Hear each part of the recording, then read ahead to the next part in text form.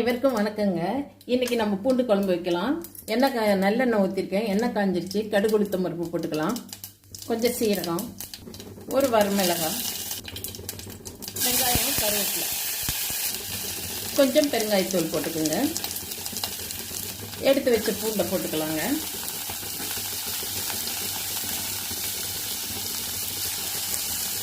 தக்காளி போட்டுக்கலாம்.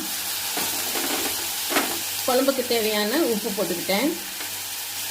மஞ்சள்தூள், சாம்பார் தூள்,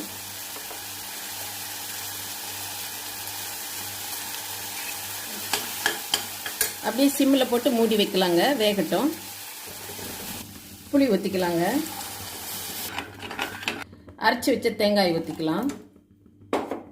கொஞ்சமாக தண்ணி ஊற்றிக்கலாம்.